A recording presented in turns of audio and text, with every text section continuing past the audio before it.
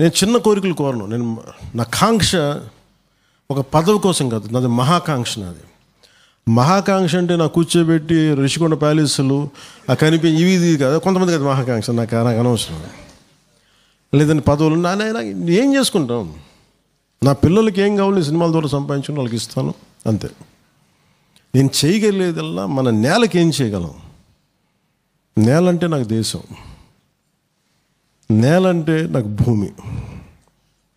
అందుకని వీటి కోసం మన వింగ్స్ ఉన్నాయి, పర్యావరణ విభాగాల దగ్గర నుంచి అన్నీ. వీటిని ఏం చేద్దామంటే నెక్స్ట్ జనరేషన్ లీడర్షిప్ తయారవ్వాలని ముందు మనం తయారవ్వాలి. అందుకని నా కోరిక అంతా ఏంటంటే, ఈ మీటింగ్ తాలూకు పర్పస్ ఏంటంటే, first I want to motivate you, first I want to make you understand me. రేపు ఇదే మెసేజ్ ఎక్కువ మందికి ఇస్తాం. ఇచ్చిన తర్వాత దాన్ని ప్రాపర్ కార్యాచరణ పెట్టి, ప్రోగ్రామ్స్ పెట్టి, I want have a school of continuous education. ఓట్లు ఎలా వేయాలి, దొంగ ఓట్లు ఎలా వేయాలి నేను చెప్పను మీకు, అవి చెప్పక్కర్లేదు అనుకుంటా. నేను వాటి కోసం నేను చెప్పట్లే. అసే school of continuous education, how to fight against, how to survive against oppression, how to stand for your individual rights. నీ హక్కుల కోసం నువ్వు ఎలా పోరాడాలి, సామూహిక బలం ఎందుకు అవసరం.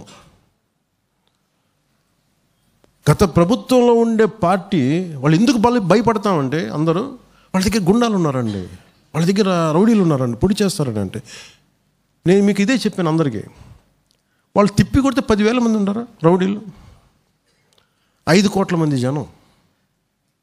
ఇన్ని ప్రతి పార్టీ ఏం చెప్పుకుంటే మాకు 2 లక్షల మంది ఉన్నారు, 2 లక్షల మంది. ఈ ఉండి ప్రయోజనం ఏంటి? ఒక 100 మంది ఉన్న గుండాలు ఉన్న ఒక పార్టీకి భయపడతారు ఎవరైనా? జగన్నాథ రథ చక్రాలు నలిపేద్దా, అది కదా కావాలి. నాకేముందంటే, ఐ వాంట్ జనసేన నాయకుడు కానీ, జన సైనికుడు కానీ. సైనికుడు ఎందుకు పెట్టాను, జనసేన అని ఎందుకు పెట్టానంటే, ఈ దేశంలో పోరాట పట్టుకుని చంపేశారు అందరూ, స్ఫూర్తిని చంపేశారు అందరూ. శాంతి వచనాలు, ఈ చెంప కొడితే ఈ చెంప కొట్టి కొట్టండి పర్లేదు, కొంచెం కొట్టిన తర్వాత వెనక్కి కూడా తిరిగి కొట్టండి. ఎప్పుడు శాంతి వచనాలు పలకాలి, ఎప్పుడు హితవచనాలు చెప్పాలి, ఎప్పుడు పోరాటం చేయాలి, ఆ తేడా మర్చిపోయారు అందరూ.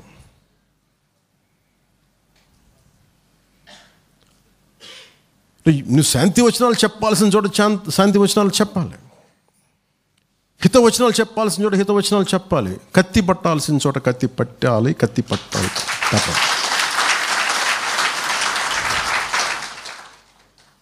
అలా కాకుండా మనం కూర్చోబెట్టి అలగకూడదు పార్టీల్లో. ఎవరి మీద అలుగుతాం?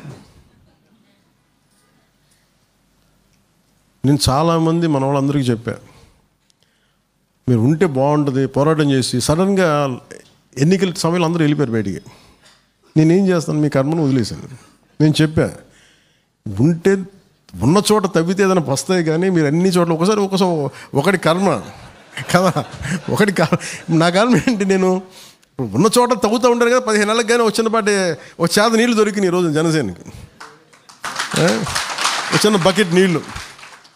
అసలు అలా కాకుండా 5 సంవత్సరాలకి ఏం కావండి చెప్తాడు. ప్రతి ఒక్కడు ఏం కావాలి వాడు అనుభవంతో చెప్తాడు. నేనేమనుకుంటాను, నీ అనుభవం ఎంత, అది నీ అనుభవంతో నన్ను కొలవకండి. మన అనుభవాలతోటి ఆయన ఒక డాక్టర్ గారిని ఎక్కడ కొలవగలను? మీరు మీ వల్ల కాదండి రిపోర్టు, ఉద్దానికి కిడ్నీ రిపోర్ట్ మీరు చేయలేరు, దాని పరిష్కారం ఆలోచించలేరంటే. నేను నా అనుభవంతో చూస్తాను. నా బేబీసీలు తెలియదు మెడిసిన్ గురించి. అంటే ఎవరి తపన, ఎవరి కాంక్ష, దాన్ని బట్టి కూర్చోబెడితే ఒక పరిష్కారం. అట్లాగా we have to become a stronger network of people. అంటే మనం ఒక సమూహాన్ని ఎదుర్కోవాలంటే మనం ఇంకొక బలమైన సమూహం ఉండాలి. ఎలాంటి సమూహం ఉండాలి? సైద్ధాంతిక బలంతో, ఒళ్ళంతా రక్తంలో ఇంకిపోయిన సైద్ధాంతిక బలంతో ఉంటే మనం ఇలా చూస్తే ఆగిపోతారు. ఎందుకంటే వీళ్ళు వస్తే కొడతారు. ఫైనల్గా పాలిటిక్స్లో పిడికిలి బలం చాలా అవసరం. శాంతి వచనాలు ఎంత అవసరమో. మాకు ఎలా ఉంటుందని నేను చిన్నప్పుడు, నేను మన మార్షల్ ఆర్ట్స్ నేర్చుకుంటున్నప్పుడు ఇలా ఉంటుంది నా గోల్. ఏది మన లేదు, దానికి సంబంధించిన ఒక దేవత ఉంటుంది. జపనీస్ గాడెస్ అనుకోండి, ఆవిడ ఇట్లా ఇట్లా ఉంటుంది. ఏంటంటే నువ్వు ఆగు లేదని దెబ్బపడద్దు అనుకోండి. సో మనం మనం సైద్ధాంతిక బలంతో మాట్లాడాలి, పద్ధతిగా మాట్లాడాలి, సంయమనం పాటించాలి, మనం నిలబడాలి, మనతో పాటు ఆధారంగా ఉన్న వాళ్ళని నిలబెట్టాలి, నిలదొక్కుకోవాలి. కానీ ఈ ప్రాసెస్లో ఇది ఒకటి జరుగుతూ ఉండాలి. అలాగే ప్రత్యర్థులు పిచ్చిగా మాట్లాడితే ఏ మాత్రం సందేహం లేకుండా అవసరం అయితే తట్టుకునే శక్తి కూడా కావాలి తప్పదు.